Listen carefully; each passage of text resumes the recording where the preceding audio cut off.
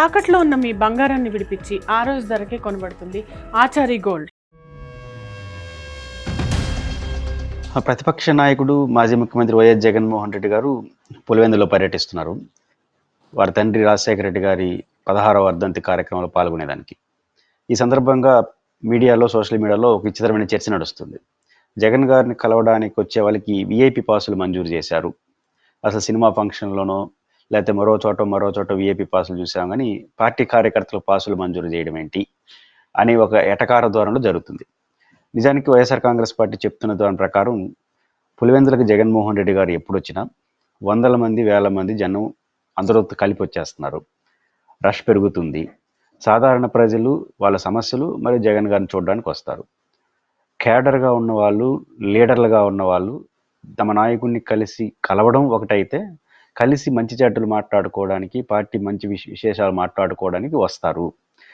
మొత్తం కలిసి వచ్చేయడం వల్ల ఎవరు కేడరో ఎవరు సాధారణ ప్రజలు తెలియకపోవడం వల్ల కేడర్తో సమయం వెచ్చించలేకపోయిన పరిస్థితి వస్తుంది. కాబట్టి బైఫర్కేషన్ చేసి 2-3 రోజుల ముందే జగన్ గారి పర్యటన ఫిక్స్ అవుతుంది. కాబట్టి పార్టీ ఆఫీసులో ఎవరైతే కేడర్ ఉంటారో, లీడర్లు ఉంటారో వాళ్ళకి ప్రత్యేకంగా గుర్తించి వాళ్ళకి పాసులు, అంటే ఒక రకమైన అపాయింట్మెంట్ ఇచ్చి వాళ్ళని సపరేట్గా కూర్చోబెట్టి సపరేట్గా మార్చుకొని వాళ్ళతో జగన్మోహన్ రెడ్డి గారు నేరుగా ముఖాముఖి కలవడానికి ఒక ఎసులుబాటు కోసం చేసుకున్నట్టు ఏర్పాటు. Just like appointment.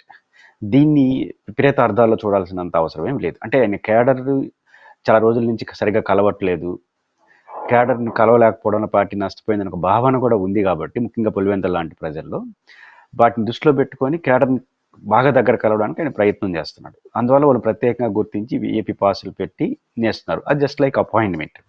ఇంకొక మాట కూడా అనుకుందాం. అసలు జగన్ గారి దృష్టిలో కేడరే విఐపీలు ఎందుకు అనుకోకూడదు? అంటే విఐపి అంటే వెరీ ఇంపార్టెంట్ పర్సన్. అదేం వెటకారం కాదు కదా. తన కేడర్ని విఐపీలుగా ఆయన ట్రీట్ చేస్తున్నాడు. తప్పే ఉంది. పార్టీ కేడర్ కోరుకునేది కూడా అదే, మమ్మల్ని ముఖ్యమైన వ్యక్తులుగా భావించాలి జగన్ గారు అని.